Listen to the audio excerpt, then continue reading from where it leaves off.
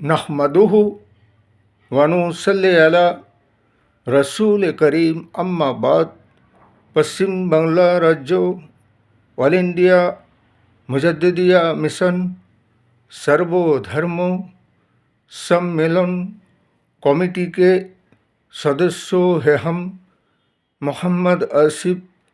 इसके अलावा सर्व भारतीय जातीय कांग्रेस नेशनल इंडिया गठबंधन पश्चिम बांग्ला राज्य कांग्रेस कमेटी के सदस्यों हैं हम हिंदू मुस्लिम सिख ईसाई जैन ख्रिस्टन आदिवासी दलित हम सब है भाई भाई।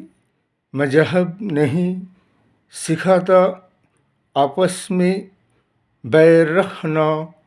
हिंद है हम, ये वतन है हमारा।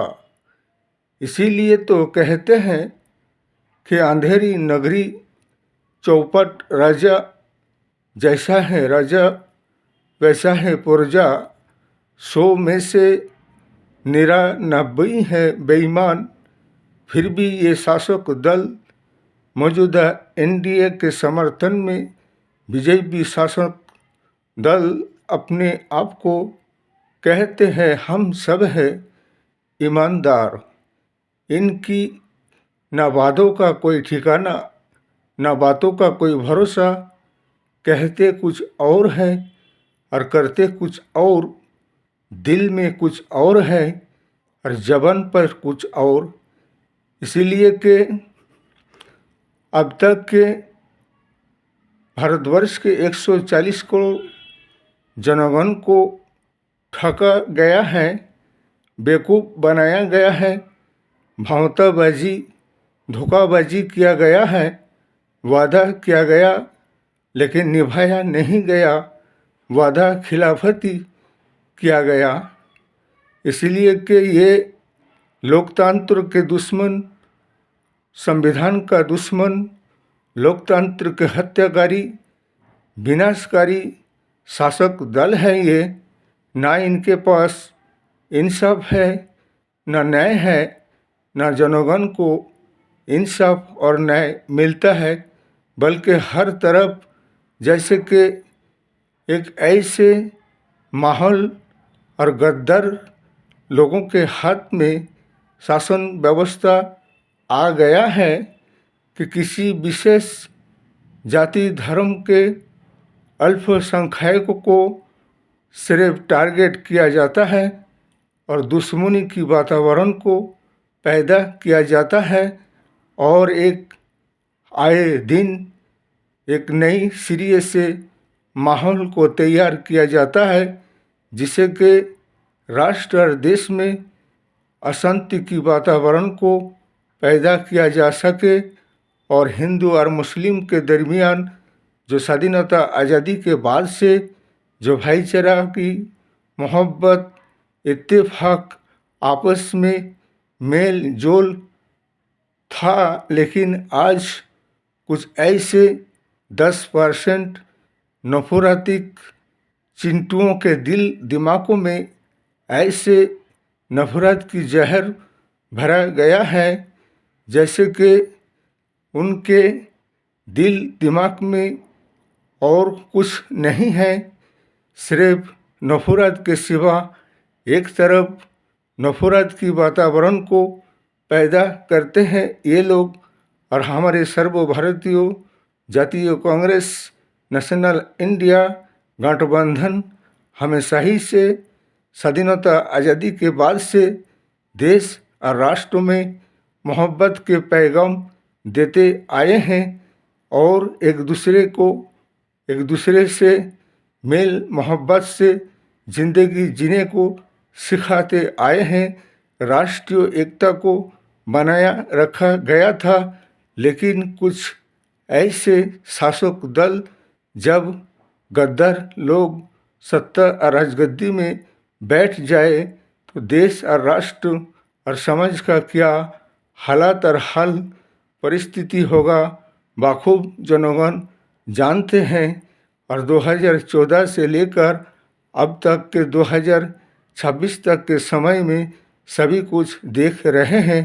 इसलिए जैसे कि आसाम के मुख्यमंत्री हेमंत बिस्वा शर्मा एक संवैधानिक पद पर बैठकर ऐसे गुंडों मवाली की तरह बातें करते हैं जैसे कि ये देश अरे राष्ट्र को वो अपने बाप की राष्ट्र समझ रखा है।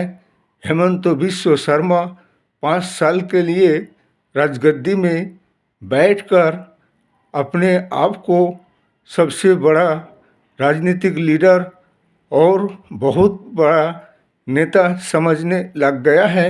ये नेता नहीं है बल्कि ये एक आतंकवादी शख्स है, बल्कि उनकी दिल और दिमाग ऐसा घटिया प्रकार के लेक्चर भाषण देते हैं जैसे सड़े हुए बदबूदार खपड़ी है।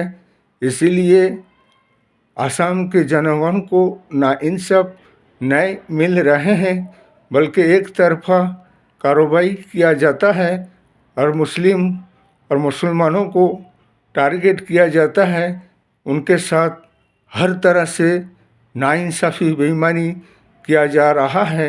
इसलिए हमें हाई कोर्ट व सुप्रीम कोर्ट के जजमेंट और जज साहबों से ये कहना है, जो संविधान के हत्याकारी, लोकतंत्र के हत्याकारी, जनगण के अधिकार हक को छीनने वाला, उनसे नाइंसाफ़ी बेईमानी करने वाला ऐसे मुख्यमंत्रियों को राजगद्दी में बैठे रहने का कोई अधिकार हक नहीं, बल्कि ये राष्ट्र और देश को तोड़ने आए हैं, जोड़ने नहीं।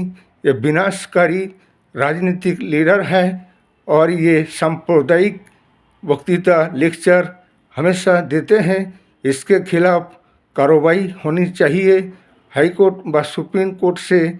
और ये हेड स्पीच लेक्चर वक्तृता हमेशा देते रहते हैं। इसलिए ऐसे हेड स्पीच लेक्चर वक्तृता कोई भी राजनीतिक लीडर अगर देगा, संविधान के अधिकार के हिसाब से उनके खिलाफ आईनी कानूनी कार्रवाई करने का आइन को, कानून को और हाई कोर्ट और सुप्रीम कोर्ट के मजिस्ट्रेट को ये अधिकार हक है। जो राष्ट्रीय एकता को तोड़ते हैं वो देश का लीडर और नेता नहीं, बल्कि वो देश का गद्दार है। इसलिए हमारे नेशनल इंडिया गठबंधन को आने वाले वक्त में जयी बनाइए, एक परिवर्तन बदलाव को लाइए। SIR के नाम पर देश और राष्ट्र में इस तरह लूट खसट मचाया रखा है, जनगण को परेशान हैरान किया जा रहा है और धोखाबाजी, चोरी, लूट खसट किया जा रहा है। इस वीडियो को ज़्यादा से ज़्यादा लाइक दीजिएगा, शेयर कीजिएगा, सब्सक्राइब दीजिएगा। जय हिंद, जय संविधान।